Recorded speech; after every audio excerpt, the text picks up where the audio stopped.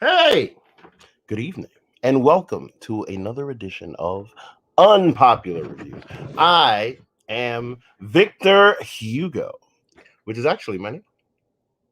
And tonight we're going to be talking about The Hunchback of Notre Dame, which is a fun movie, honestly. I have a lot to say. But before I do that, let's introduce my co host.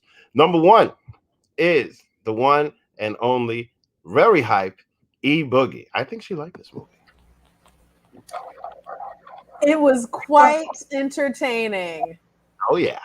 Oh yeah. Oh yeah. Also joining us is the one and only C the Superior. Hey, Hi. how y'all doing? How y'all Doing well. I'm excited to be out there. If you watch the movie, you know where that came from with you all. Very excited to keep going through our journey through the Disney Renaissance.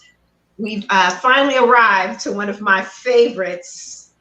Spoiler alert, all-time favorites. Wait, now, Wow. Is Okay. this a specific pick or is this a This is one of the it isn't a pick. It just so happens that it came up in the lineup, and it's actually one of my favorites. It's between this one and Hercules. They are between my two favorite Disney Renaissance movies.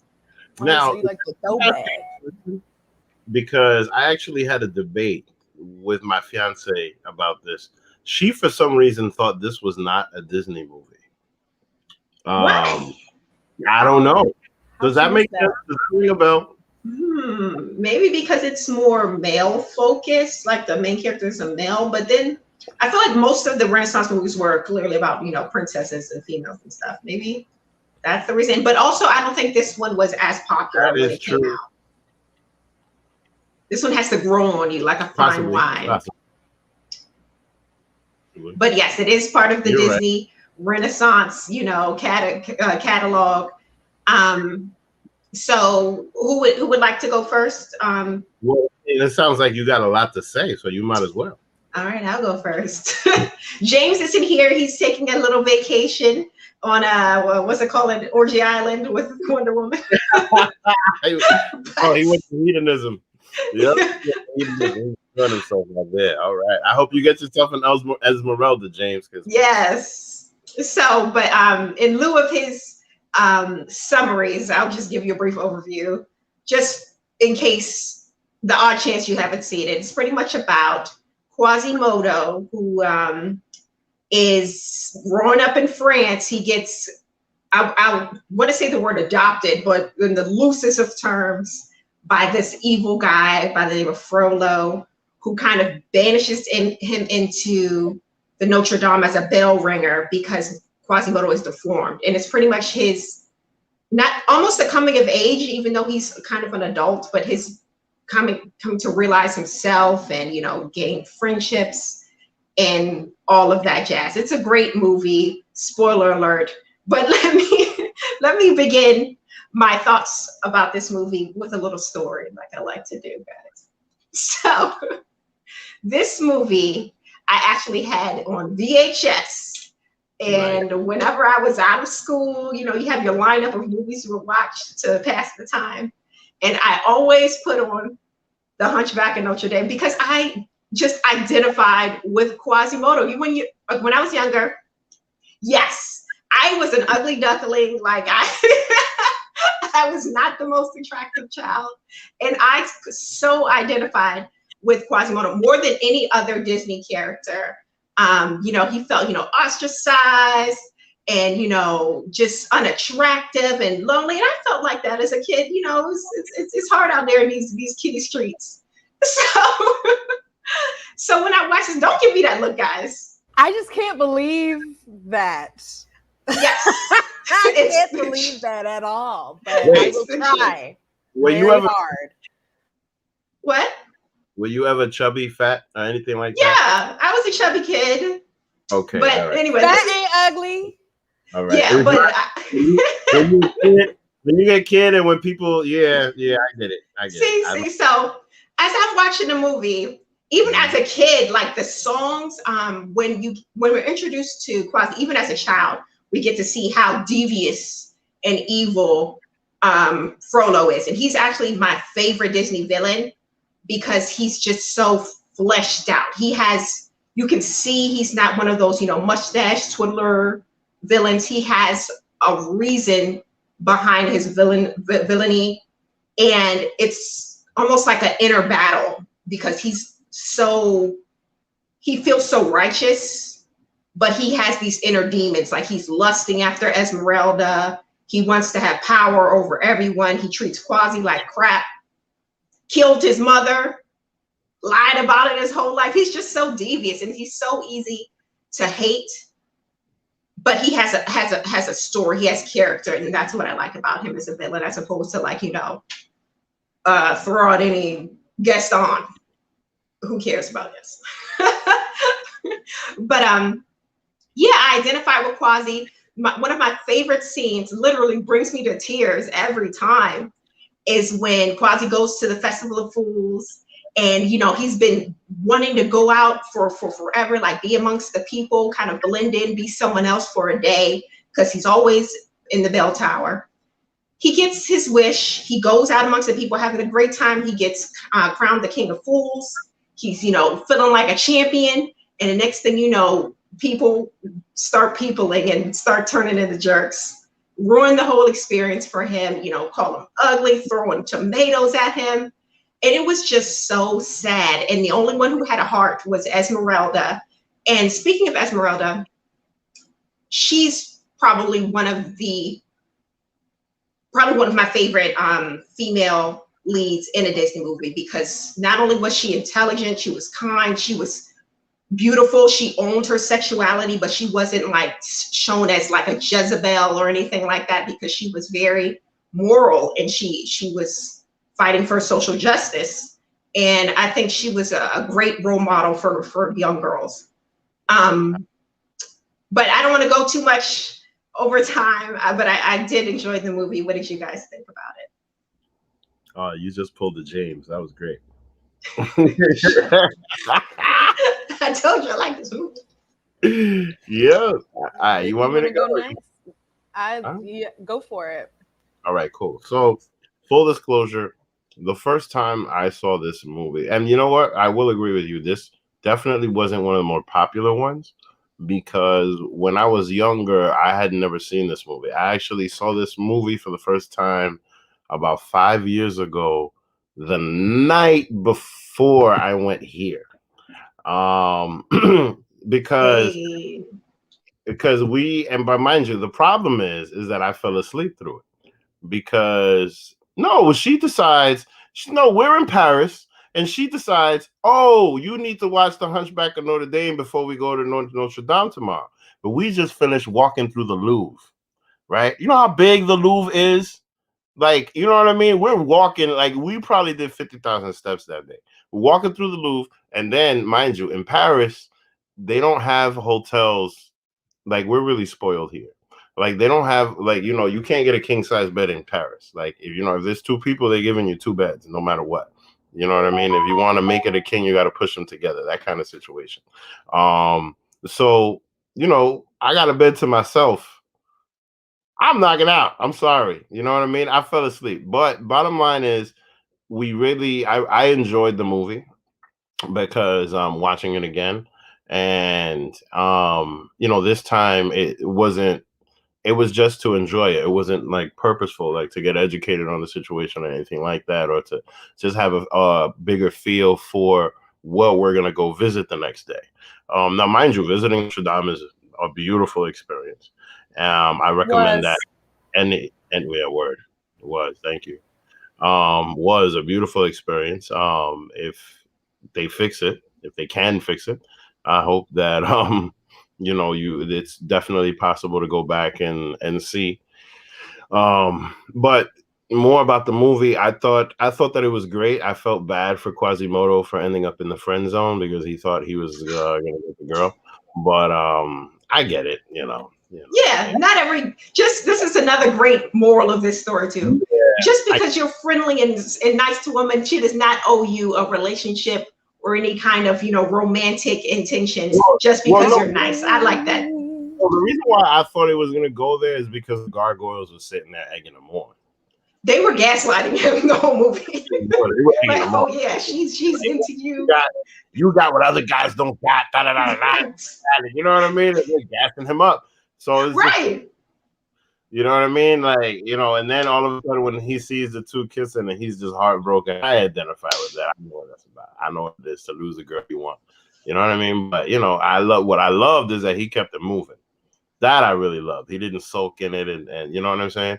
So that part of it I really did like. Now, mind you, the other thing that I like, and mind you, I'm really starting to like a lot of these supporting characters in these Disney movies. I love the gargoyles, especially the old one, where she just could not get the pigeons to stop. Yeah, the pigeons. Do you mind? Yeah. And then she starts sending all of them down. Like, that was just gangster. No, but the guy that made me laugh the most, honestly, and I had to literally repeat this, was I'm free, dang it. Oh yeah, the old guy. Yeah. Doesn't he look like the old guy from Aladdin? Remember at the very beginning of Aladdin, there was the old guy in the prison with the funny teeth? Yeah. He looks like that same guy, like they redrew him in this movie. They might have, but this whole, just the fact that he got freed twice. And then ended up getting, first it was the cage. I'm free. And then he ends up in the head thing. Then that thing breaks. I'm free. And then he falls down in the hole. That had me rolling. Like, I had to rewind it. It was so great. And as far as Frodo goes, yeah, that's the villain. He's a really, really good villain. Like, I want to know who voiced that, because that was something real. Jay. I had to look it up too, because his face wasn't familiar, but his voice, he has quite a voice. His voice was, I feel like that voice was used for another villain. I really do. I feel like I've heard it before someplace else, but you know, it's just not hitting right now. But you know, but bottom line is just that what I liked about Frodo is just he was right about a lot of the things that he was saying, as far as, you know, it being a cruel world and people being shallow, and mind you, and Quasimodo got firsthand about what he was saying. Like, listen, people are going to treat you this way because of what they see. Not everybody. Thank God that Esmeralda was around to make them fit. You know what I mean? But if she wasn't, oof, Lord knows when's the next time he would have gotten out that church. You know what I mean? Because that whole situation with the tomatoes and all of that, traumatizing. Terrible. But all in all, turned out well. You know, he got some confidence in himself, and then the guy got the girl. You know, the soldier hot guy. One. The hot. You can say the hot one. Yeah. Okay, the hot one. I guess. The hot blonde. Yeah. The John Smith. He was giving John Smith in this movie. Now the other thing is John Smith is even whiter than that guy. Esmeralda to be really, really hot. Like, she's a baddie. She's the top baddie of Disney world. Yeah, for sure. Her hair is perfect. Like, it would make such a good lace front. And her eyes, she got like the piercing eyes. She got the beautiful. She got the light eyes. Oh, the guy, the voice actor, he was in All Dogs Go to Heaven too, and apparently he was in a Scooby-Doo movie, Thumbelina. He was in Thumbelina. Jungle Book 2. That's where we might know him at. Rugrats Go Wild. He's been in a lot of stuff. Thumbelina was the VHS that I used to put on all the time. That's a good one. One. She's a funny little squirt. Thumbelina. That's how they sung it. You gotta sing it like that. Don't look at us like that. Right, he has to sing the movie. That's why he don't know. You're just not familiar. Yes. No, I'm not familiar. We can change that, you know? No, Thumbelina. No, I mean, I don't think it's necessary now. We might have to, though. The second, we're not going to talk about the second. I didn't see the second movie. I'm not really interested. I noticed in the apps there was a sequel to this. There's a sequel to this? We'll forget that sequel ever happened, okay? Just like we do with most of the Disney sequels. Was it bad? It was horrible. Horrible, like? It was almost unwatchable. They just tried to give him a girlfriend. They said, Quasi needs a girlfriend. I told you that they tried to give him a girlfriend. Oh, so what's it like? Is it like Shrek 2? Not as well done. Okay. My friend and I, after I finished watching it, we saw the thumbnail for Quasimodo 2, Return of Notre Dame. And I was like, oh no, now they're trying to give him a girlfriend. Yes. And he was like, nothing about that cover indicated that.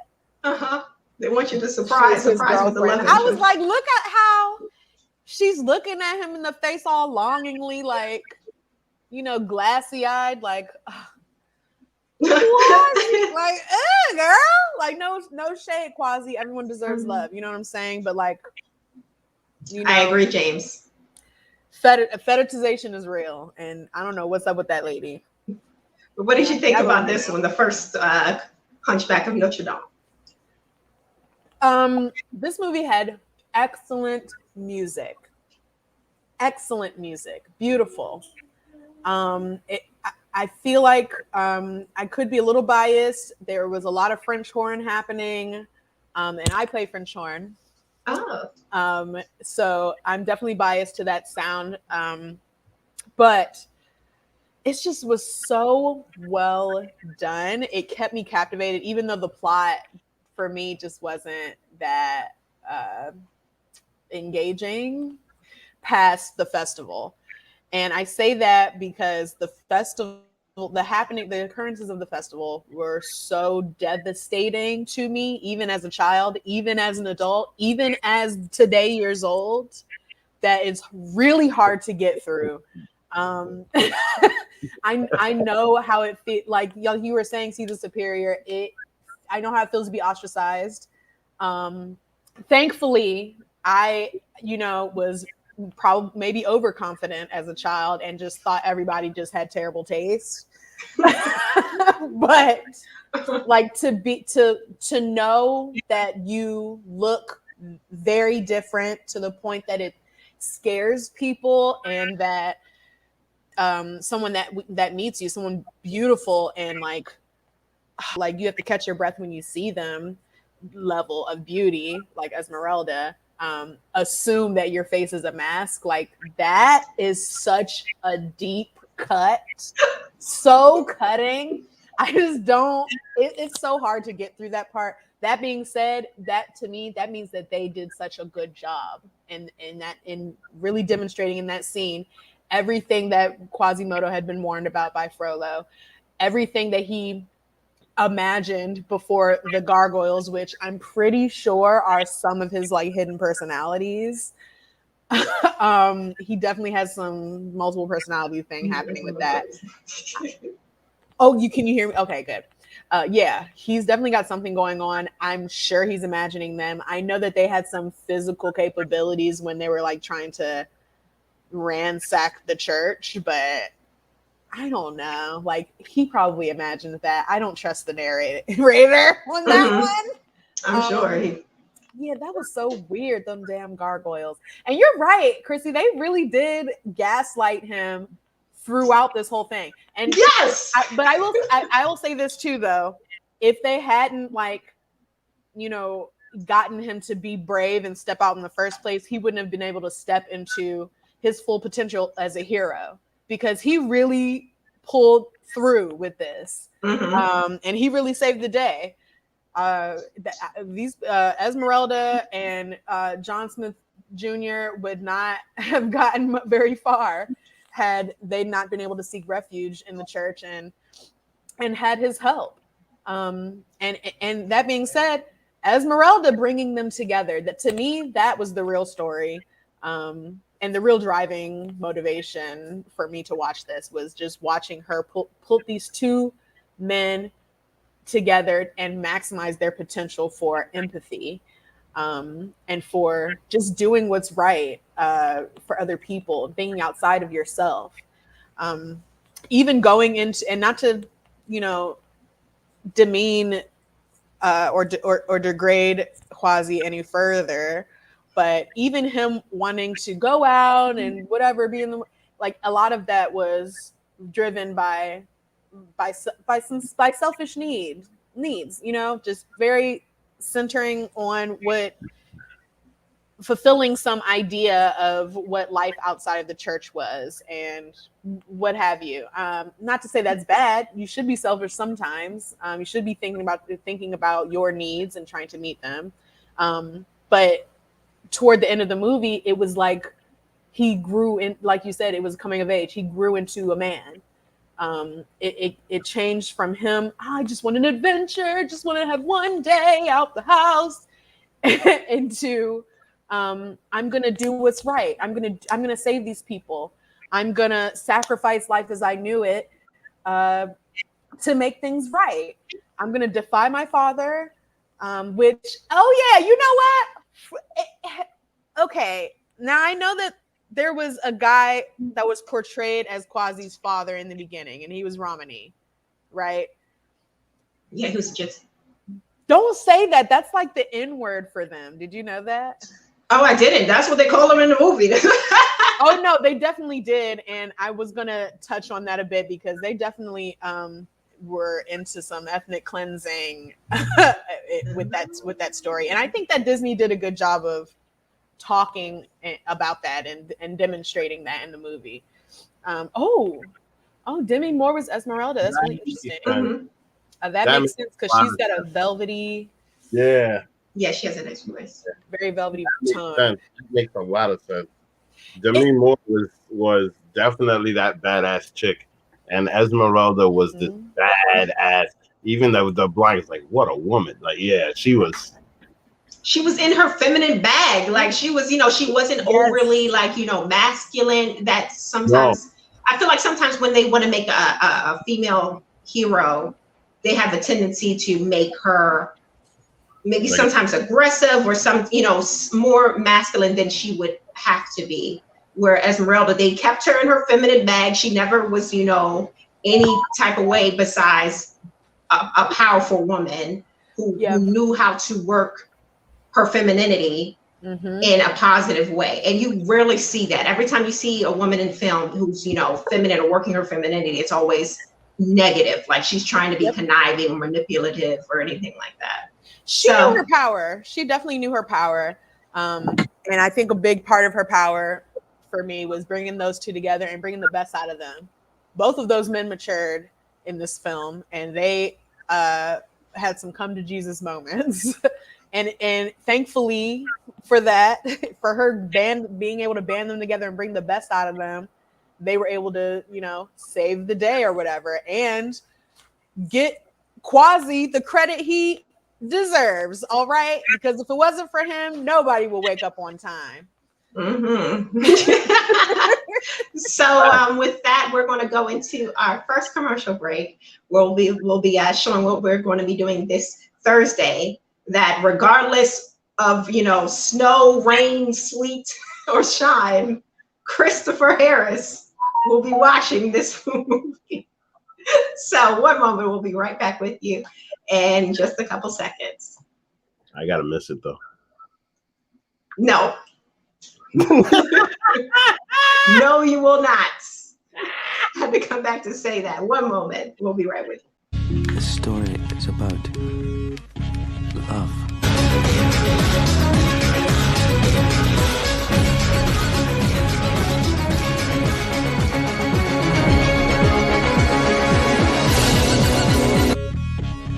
At the Moulin Rouge.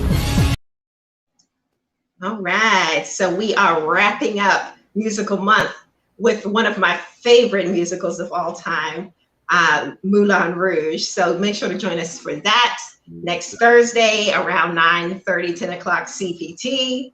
And you can talk about it live with us. But right now we're going to give our final thoughts on Hunchback of Notre Dame. And before that, I forgot to mention today's my cousin Ashley's birthday. Happy birthday. I love you. And we're getting into final thoughts. So I guess we'll go in the order that we went originally. And of course, I'll give my final thoughts. You already know what it is. No big mystery here. I love this movie. I hold it close to my heart. Great memories of watching this movie. I still feel all the emotions I did when I originally watched it. Quasi, like we all mentioned, he had such a journey And I really appreciated how Disney showed the evolution of his character. We won't talk about the second film, but this this evolution of Quasi, I feel like, was really well done. And I'm going to have to give this movie a thumbs up. Great film. Go right ahead, Vic. Okay, well, unfortunately, I fell asleep the first time watching this movie because it was so boring. Everybody was terrible. Everybody sucked. It was really bad. I really didn't like this. No, I'm just kidding. Say that's a shock coming from Vic. Yeah. That kind of thing never happens for me. I'm too happy. Besides Birds of Prey, I think you gave Birds of Prey a thumbs down, didn't you? Wow, that was a good one. Yeah. Yeah. No. No accounting for taste. No. No. See, now the problem with that was just the dramatic change of Harley Quinn. That's the reason why that got a thumbs down. But anyway, back to this movie. It definitely wasn't one of the more popular ones, and I really don't see why, because the storytelling was good, the moral of the story was good. The badass chick, as an example, was really, really great, especially for the time. And then just treat people like humans. That whole thing was just perfect for the time. The whole moral of the story and everything. So clearly it's a thumbs up. Plus it was very entertaining. Thumbs up, all right. It was good. The gargoyles were funny. Even the goat was hilarious. There's always like an Abu or somebody that just on the side that just does something, a horse. We're going to rank these characters, man. I feel like we need to do a special video ranking the characters. We should do that, because even the horse that the blind guy kept putting to sit down on the guards, that was hilarious. He's like sit, and the horse sits, and then he's like, oh my god, this horse, I don't know what to do with him. I'm sorry, dude. If you like horses, wait till we get to Hercules or Pegasus. But thumbs up from Vic. Yeah, thumbs up. All right. So what do we got over here, buddy? Chrissy, that sounded like innuendo, but I'm gonna keep it rolling. That being said, well, I feel like this could have started with an episode of Maury, because I'm almost positive that Frollo is actually the real dad of, did I say Quasi? Yes. Frollo is actually the real dad of Quasi, and that was his original sin, was impregnating this Romany woman. Mm-hmm. And now 20 years later, 26, however many years he was up there, he is now lusting after another Romany woman. He has a type, allegedly.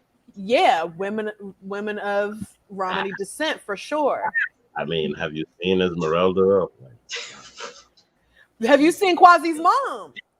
Whoa, what if Esmeralda is Quasi's sister? She was covered up and everything. Oh, come on. Her hair was out. They could do a Star Wars, like a Luke and a Leia. Nobody wants to think about that. Look, guys, we can't bring up incest every time for these Disney movies, okay? That's not cool. Sorry. I mean, I didn't even think about all that. I thought he was just being like a creepy old dude trying to get with some young. You know what I mean? He had it out for Romney people from the jump. I think in the novel that this is based on, he kills Quasi's mother inside the church. But that being said, that's gonna be my catchphrase. This was a really great movie. The music was outstanding. I love that it was talking about genocide, but in a way that is accessible and makes sense and really does happen internationally. And I like that we really saw Quasi mature in this time frame and through this experience. I'm going to give it a thumbs up. All right, 3 thumbs up. And I'll just give this thumbs up on behalf of James and Chris, because I know they also loved it. Allegedly. And that's the show, guys. Thanks for joining us. Don't forget to like our video if you like our video and share it with your friends. And join us on Thursday for Moulin Rouge. We will see you next time. Goodbye. Good night. Good night.